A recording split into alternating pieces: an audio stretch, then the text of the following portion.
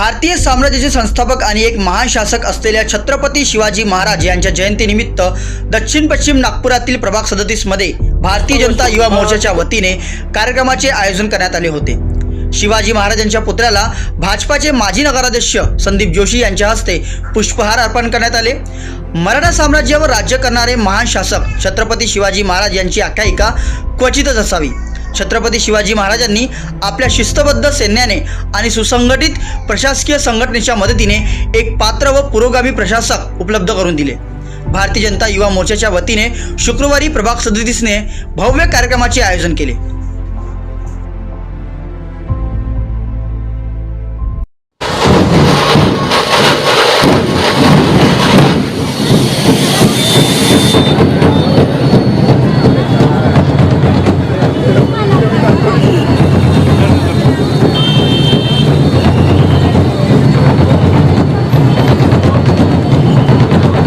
देवकृपेने पुढच्या वर्षी जर कोरोनाचे निर्बंध नसतील तर ह्यापेक्षाही अजून खूप मोठ्या प्रमाणामध्ये आम्ही शिवजयंती नक्कीच साजरी करू आणि छत्रपती शिवरायांचा आशीर्वाद सदैव आमच्या भारतीय युवा मोर्चा प्रभाग क्रमांक 37 च्या पाठीशी राहो हीच त्यांच्या चरणी प्रार्थना करतो। पुण्यश्लोक छत्रपती श्री शिवाजी महाराज की जय।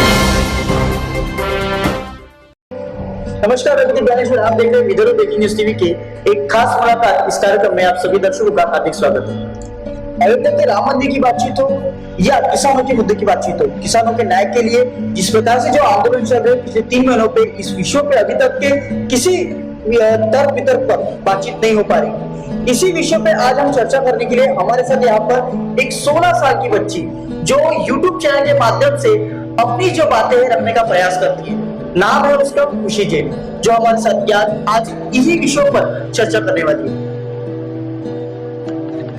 खुशी जी, आपका धन्यवाद, आपने हमारे चैनल को समय दिया। देखा जाए तो किसान पिछले 3 महीनों से जो है आंदोलन के ऊपर आंदोलन कर रहे हैं और आंदोलन का अभी तक की जो है सरकार, ठीक है, उनको जो है जवाब नहीं दे रही है। कहीं ना कहीं जो किसान जी, हम एक नारा लगाते हैं जय जवान जय किसान, ये नारा कहीं ना कहीं जो है विफल नजर आते हुए दिखाई दे रहा है।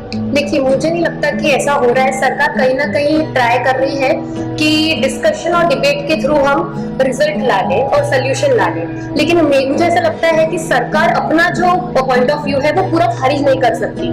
सरकार ने जब ये बिल उठाए हैं तो जरूर इसीलिए उठाए होंगे क्योंकि वहाँ रिक्वायरमेंट रही होगी। और जहाँ तक डिमांड है हमारे किसानों की, हमारे जितने भी कृषि मतलब जितने भी किसान हैं, भाई बहन हैं, जितने भी दिहाड़ी मजदूर हैं, इन सब की, तो इनकी भी बात मतलब गलत नहीं है। ये लोग अपना पॉइंट ऑफ व्यू रख रहे हैं, सही है। मुझे लगता है कहीं ना कहीं इनका तरीका गलत है। आंदोलन होता है, आंदोलन इसीलिए होता है ताकि तर्क तक पहुंचा जाए, इसीलिए नहीं होता है कि आंदोलन पे आंदोलन चलते रहे चलते रहे चलते रहे। जब डिबेट और डिस्कशन सरकार कर रही है तो दोनों तरफ से उतना ही रिस्पॉन्स आना चाहिए।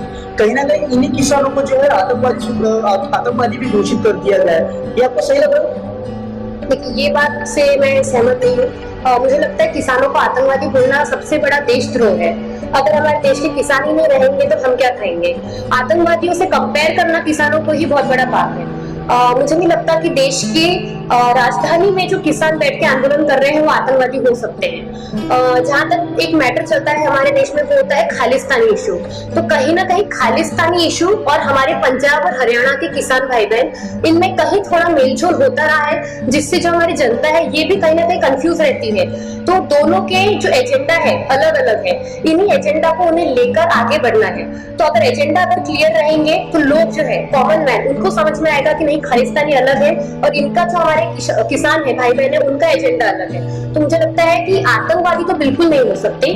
जहाँ तक प्रॉब्लम हो रही है वो खालिस्तान इशू और हमारे किसान भाई बहनों की इशू में थोड़ा मतलब डिस्टर्बेंस हो रहा है। लाल किले के लेकर अभी जो मुद्दा सामने आया था, बीच में किसानों को पुलिस वालों ने यहाँ तक के प्रताड़ित किए थे और किसानों ने भी पुलिस वालों को प्रताड़ित किया, ऐसा वीडियो वायरल हुआ है, क्या लगता है? जी, वो मैंने भी देखा है कि प्रताड़ना हुई वहाँ पे। और प्रताड़ना हुई और क्यों हुई सबसे मेन जानना ये जरूरी है। टाइम अभी चल रहा है कोविड-19 का, जहाँ पे लोगों का जमा होना ज्यादा सेफ नहीं है। ऐसे टाइम में अगर हमारे किसान भाई बहन ऐसे नियम का उल्लंघन करेंगे तो प्रॉब्लम कहीं ना कहीं बढ़ेगी।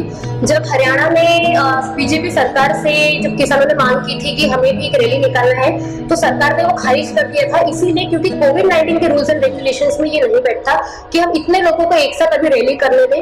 वैक्सीन आई है, बीमारी नहीं गई है, तो कहीं ना कहीं प्रताड़ना जब हुई तो सरकार के मन में भी डर था कि ऐसी बीमारी जब हमारे देश में फैली हुई है तो इतने लोगों का एक साथ जमा होना, कानून को तोड़ना, ये गलत ही है।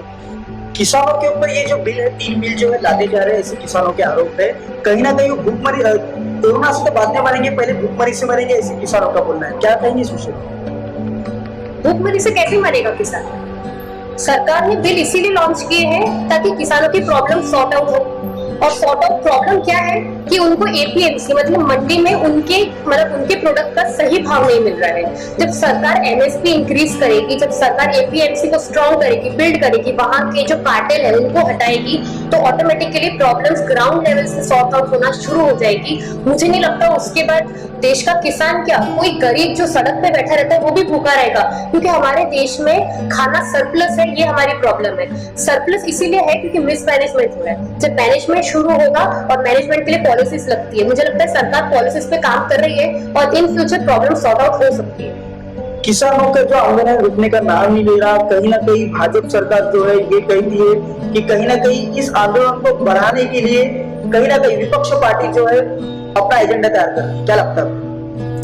देखिए, कांग्रेस को मेरी तरफ से मेरा ऐसा कहना है कि कांग्रेस के एजेंडा में भी किसानों को एपीएमसी और एमएसपी का पूरा हक दिलाने के लिए उन्होंने अपने एजेंडे में ये बात साफ साफ कही थी।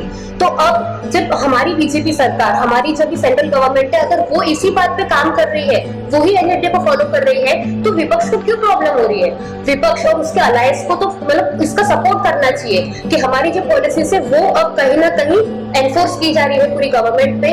तो मुझे नहीं लगता कि कहीं ना कहीं विपक्ष को इतना ज्यादा मतलब करना चाहिए। हो सकता है कि विपक्ष का काम हमेशा होता है कि अपोजिट बोलना, क्योंकि विपक्ष जब तक बोलेगा नहीं तब तक देश आगे नहीं बढ़ेगा, मुझे ऐसा लगता है। तो विपक्ष का काम बोलना है, लेकिन अगर वही बात उन्होंने कही थी और वही बात कोई दूसरा कह रहा है तो गलत, उसको गलत ठहराना ये मुझे नहीं लगता कि सही है। विश्व का सबसे ऐतिहासिक जो है राम मंदिर अयोध्या में बनने जा रहा है, इसके निधि संकलन के लिए अभी तैयारी शुरू है। क्या कहेंगे इस विषय पे आप? जी, निधि संकलन का कार्य तो मैं खुद उसकी एक हिस्सेदार हूँ, मैं आरएसएस मेंबर भी हूँ और निधि संपर्क के लिए मैं भी जाती हूँ। देखिए, इसमें कोई बुराई नहीं है। निधि संपर्क करने वाले जो जितने भी हमारे कार्य सेवक हैं, सभी लोग अपना पूरा मतलब सिक्योरिटी से काम कर रहे हैं। जितने भी हमको प्रिकॉशंस लेने पड़ते हैं कोविड-19 से बचने के लिए, सब लिए जा रहे हैं। और जहाँ तक की बात है कि अयोध्या मंदिर बन रहा है, बहुत खुशी की बात है। आज इतने वर्षों पुरानी, करीब 100-200 साल लगते हैं जिस लड़ाई को लड़ते लड़ते, आज वो सॉर्ट आउट हो गई है, राम जी का मंदिर वहां बन रहा है। तो सबसे बड़ी जीत है ये सेक्युलर नेशन के लिए कि दो धर्मों के बीच में भले ही झगड़ा हुआ, कितना भी झगड़ा हुआ, लेकिन अब झगड़ा नहीं रहा वहां पे। दोनों ही धर्म अपनी अपनी जगह खुश है, दोनों ही धर्म अब सेटिस्फाइड है कि हमारे राम और हमारे अल्लाह अपनी अपनी जगह विराजित हो गए। कहीं ना कहीं प्रधानमंत्री नरेंद्र मोदी जी ये सिर्फ हिंदुत्व राज्य बनाने की, हिंदुत्व देश बनाने की प्रक्रिया में जुटे हुए ऐसे लोगों का है। नहीं, ऐसा बिल्कुल नहीं है। हमारा देश किसी सरकार से नहीं चलता। हमारा देश उसकी खुद के कुछ फंडामेंटल राइट्स होते हैं, फंडामेंटल पॉलिसीज होती है जिससे चलता है। कोई भी सरकार आके हमारे देश को मुसलमानी देश या हिंदुत्व देश या बुद्धिस्ट देश डिक्लेयर नहीं कर सकती। हाँ, हर एक सरकार की अपनी पॉलिसीज होती है जिनको वो एनफोर्स करने का पूरा ट्राई करती है, लेकिन संविधान को कोई बदल नहीं सकता। संविधान में लिखा है हमारा भारत देश एक सेक्युलर कंट्री है, मतलब हमारे देश में कोई भी ऑफिशियल रिलीजन नहीं है, सब ही धर्म इक्वल है। तो जब सब धर्म इक्वल है तो राम हम सबके हुए, अल्लाह हम सबके हुए, तो इसमें लड़ना क्या? आपने देखा हमारे साथ यहाँ पर खुशी जैन थे, जिन्होंने मतलब एक छोटी सी 16 साल की बच्ची आज राजनीति में अपनी पकड़ बनाने के लिए खास करके दर्शाने का प्रयास कर रही है कि कहीं ना कहीं जिस प्रकार से चाहे अयोध्या के मुद्दे पे बातचीत करो या किसानों के मुद्दों पे बातचीत करो, डिसीजन लिया है वो कहीं ना कहीं सही है।